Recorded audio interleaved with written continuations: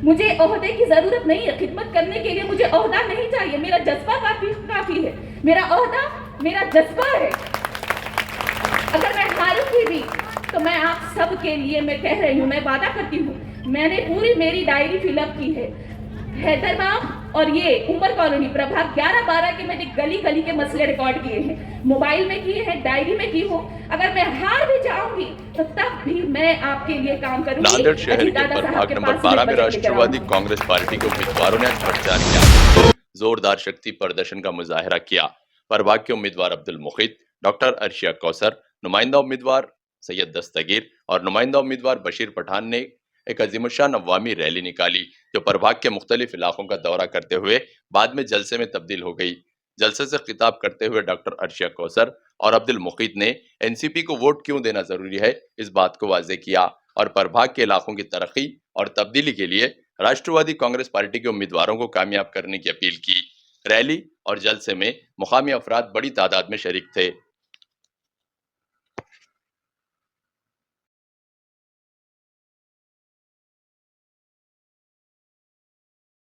आपसे बात कर रही है, आप ये समझिए कि एक बहन, एक आपकी बेटी आपसे बात कर रही है और मैं आपसे कुछ सवाल करूंगी जिसका जवाब आपको देना होगा।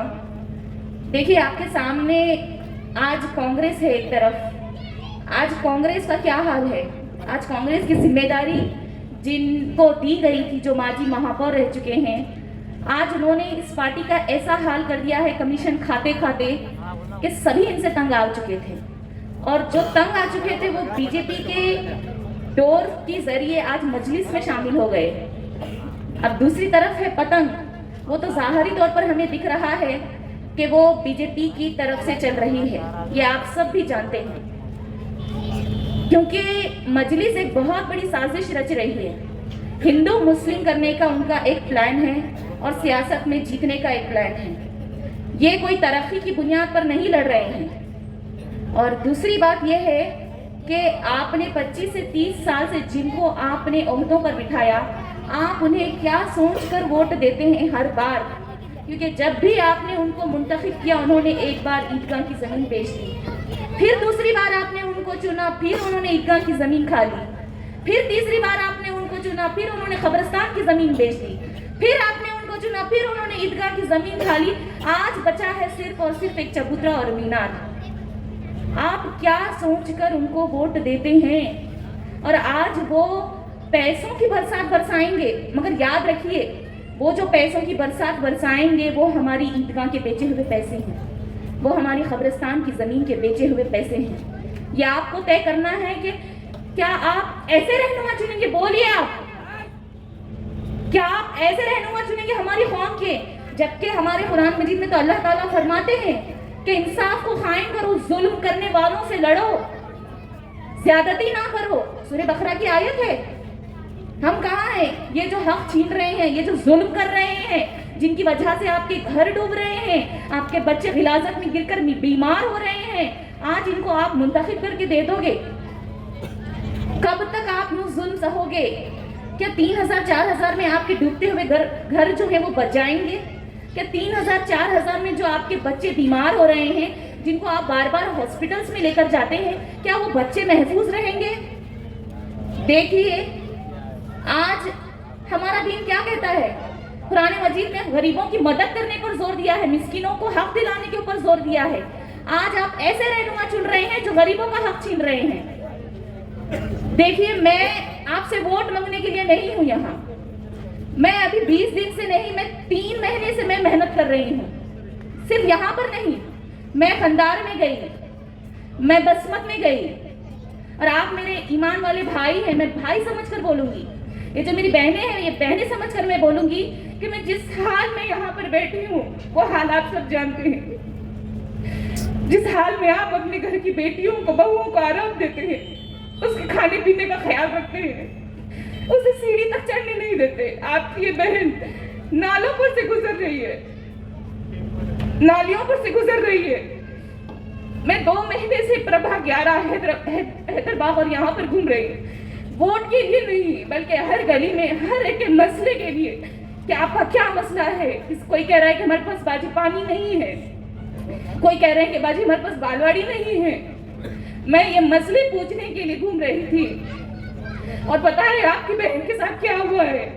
कुछ लोग मेरे ऊपर खे लगाते थे। मैं जब नालों पर से गुजरती थी तो हंसते थे। जब मैं भूखी प्यासी जब मैं चबूतरे पर बैठकर एक बुजुर्ग लेडी से मैंने बात की और उनसे कहा कि खाला आपके क्या मसले हैं, तो एक शख्स ने, ये कोई आप नहीं है, ये वो लोग हैं जिनको आपने 30 साल से मुंतखब किए हैं, ये उनके सियासी मुखबिर हैं। और उन्होंने तमाम खवातीन को मेरे पास से हटा दिया। मुझे जीतने का मकसद नहीं है, दुनिया की कामयाबी मेरे लिए कुछ भी नहीं है। मैं आपके लिए लड़ रही हूँ, याद रखिए। मैं अभी जीतूं या नहीं मुझे नहीं पता, मगर मुझे इतना तो यकीन है कि मैंने अल्लाह को राजी कर लिया, मैंने आखिरत जीत ली। देखिए, मैं राष्ट्रवादी कांग्रेस पार्टी में हूँ। मैं नहीं जानती ये रास्ता मेरे लिए कैसा है, मगर मैं इसमें इसीलिए गई हूँ क्योंकि मैं तरक्की का बजट ला सकती हूँ। मैं बार बार सबको कह रही हूँ क्योंकि हसन मुशर्रफ साहब है, इदरीस साहब हैं, यहाँ से मैं अपने इलाके के लिए कुछ ना कुछ ला सकती हूँ। आपकी बहन ने आपके लिए बहुत ज्यादा खिदमत अंजाम दी है। ये स्कूल मैंने बनाया है जिसे मुझे रोका गया था। हैदराबाद हॉस्पिटल में मैंने सोनोग्राफी मशीन की बहनों के लिए लेकर आई हूँ। मैंने कई काम अंजाम दिए हैं जो आप सब जानते हैं। क्या जो खिदमत करते हैं उनके साथ यही सुलूक किया जाता है?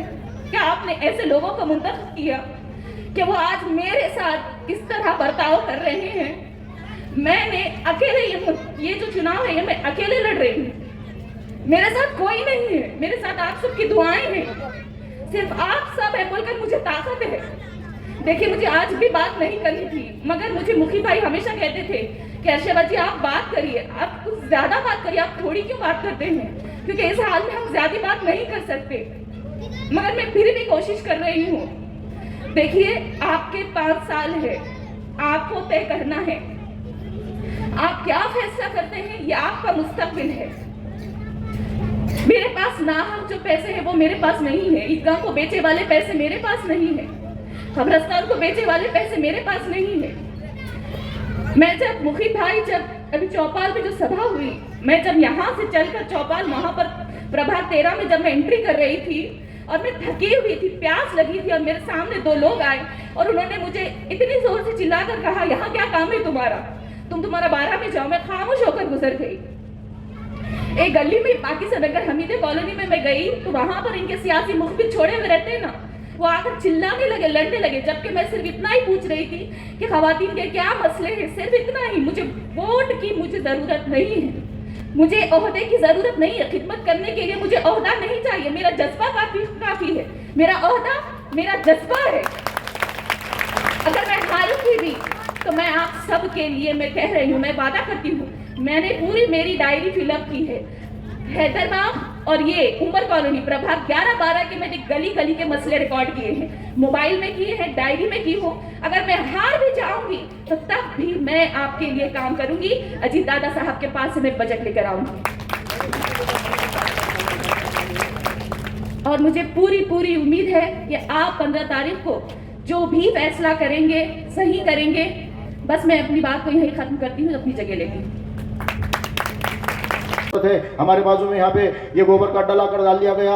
यहाँ पर कोई अच्छी चीज़ तो नहीं बनाई गई, लेकिन ये मच्छरों का कारखाना यहाँ पे तैयार कर दिया गया। इसके अलावा यही नहीं, हमारे गरीब लोग यहाँ पे नल का पानी पीने के लिए परेशान थे कि नल का पानी मिलेगा, तो वो लोगों ने नल के पानी के लिए नल कनेक्शन लिया। तो नल कनेक्शन लेने के बाद के ऊपर उनके ऊपर 89 लोगों के ऊपर केस कर दिया गया, 394, 392, 395। आप कोई लायक से पूछिए, वो जो केस होता है बड़ा डकैती का होता है। तो एक पानी का नल लेने के बाद में उसके ऊपर डकैती का केस बनाया गया और आज तक के वो लोग कोर्ट के अदालत के चक्कर काट रहे हैं, लेकिन आज तक उनका मसले का हल नहीं निकला। आज भी क्या हो सकता है नहीं मालूम, लेकिन अजीज साथियों, मुखीद को चुनकर दीजिए, मुखीद के पैनल को चुनकर दीजिए। इंशाल्लाह जितने भी जो लोग हैं जिनके ऊपर 79 लोगों के ऊपर जो केस हुआ है, मुखीद आगे रहेगा, चुनकर लाइए। मुखीद ठहराव लेकर के आपका केस खत्म कर देगा, ये इतना मैं कह सकता हूँ। और अजीज दोस्तों, आप मुझे मालूम हुआ कि आपके ये कार्ड जमा हो रहे हैं और ये कार्ड आप जो है जमा कर रहे हैं और ये कार्ड के पैसे ले रहे हैं। अजीज साथियों, मैं आपसे यही गुजारिश करने आया हूँ कि आप 250 रुपये ठीक है, अगरचे आप लेते हैं तो ले लीजिए, कोई दान कर दीजिए, कोई मंदिर को, कोई कहीं पर भी, वो पैसा तो कहीं पर भी नहीं चलता। लेकिन मैं आपसे यही गुजारिश करने आया हूँ कि देखिए, हम मुसलमान हैं, आपको जानकर या मालूमात अगरचे नहीं है तो आप कोई मौलाना के पास बैठ करके सोचिए समझिए कि ये पैसा हमको जायज़ है क्या लेना, और हमारी राय हक हमारा जो बेच रहे हैं हम, तो ये बराबर है क्या। आपसे मैं यही गुजारिश करता हूँ कि आप जानते होंगे कि यजीद ने कहा था हुसैन रज़ियल्लाहु ताला अन्हु को कि हुसैन मेरे सामने मेरे हाथ पे बैत कर लो, मैं तुम्हारे खत्मों में ये पूरी दौलत डाल दूंगा, सोने के पहाड़ डालूंगा। लेकिन हुसैन ने सोने के पहाड़ नहीं बल्कि अंबार खड़ा कर दूंगा। तो हुसैन रज़ियल्लाहु ताला अन्हु ने कहा कि अल्लाह की कसम मैं ऐसे दौलत को ठोकर मारता हूँ ताकि आने वाली मेरे नाना के उम्मती ना बिके। तो क्या उन्होंने इसलिए दौलत को ठोकर मारी? तो अजीज साथियों, मैं आपको यही कहना चाहता हूं कि ये पैसे के चंद पैसों के खातिर हमारा नुकसान मत कीजिए, और जहन में रखिए कि हमको ये गलत काम से बचना है और अच्छे लोगों को चुनकर देना है। आप देखिए उनके जो उम्मीदवार खड़े हैं, जो 4 लोग आपके सामने आ रहे हैं, कौन सी सूरत है, कौन सी शक्ल है, उनको हकीकत का चश्मा पहन कर देखिए। अजीज साथियों, मैं आपसे यही गुजारिश करने आया हूँ। आपका जो नुकसान हुआ 40 साल से, मैं चाहता हूं कि 10-10 साल से एक वक्फे से एक नस्ल आगे जाती है और हमारी एक नस्ल तबाह होती जा रही है। ये मूलभूत सुविधाओं की बात मत कीजिए। मूलभूत सुविधाएं मुखिद के पैनल को चुनकर दीजिए, 5 साल में नक्शा बदल के रख देगा मुखिद, 5 साल में।